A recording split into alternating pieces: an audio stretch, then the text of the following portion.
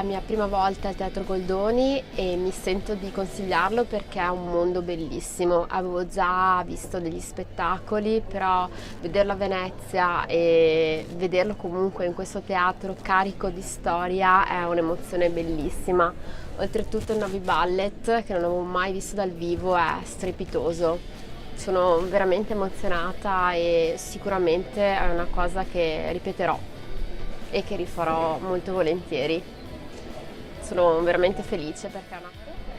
Allora, beh, è una bellissima serata, anche per me è la prima volta qui al Teatro Goldoni e dire che c'è magia proprio sul palco è dire poco, lo dico da ex ballerina, ma perché sento ancora proprio la danza palpabile, diciamo, dell'aria e la sento anche dentro di me, quindi questa sera proprio meravigliosi e sul palco.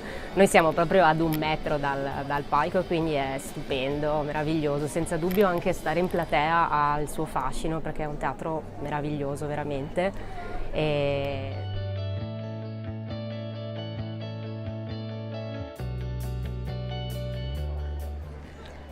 io mi sto trovando molto bene, mi sto trovando incredibilmente a mio agio, pur essendo la prima volta qui al Teatro Goldoni e in generale non sono, devo ammetterlo, non sono proprio una frequentatrice assidua di teatri.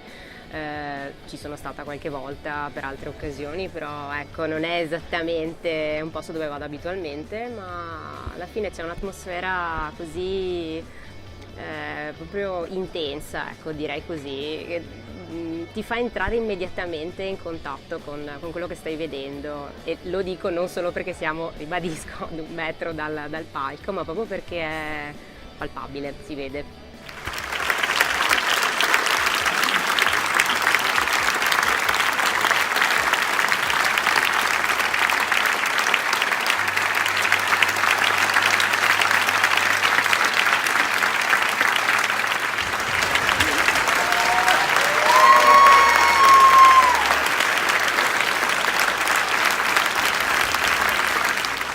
Il mio rapporto col teatro è un rapporto che è nato da quando ero piccola, da quando mi facevano fare gli spettacoli di danza classica, quindi è un amore, è un profumo particolare che io sento, però davvero era passato tantissimo tempo dall'ultima volta a cui ho assistito allo spettacolo e questa sera mi ha reso cosciente del fatto che non voglio più far passare tantissimo tempo perché è davvero un'emozione unica, ho capito quanto mi mancasse. È stato a tratti davvero commovente e ne sono felicissima ed è una cosa che voglio rivivere a breve.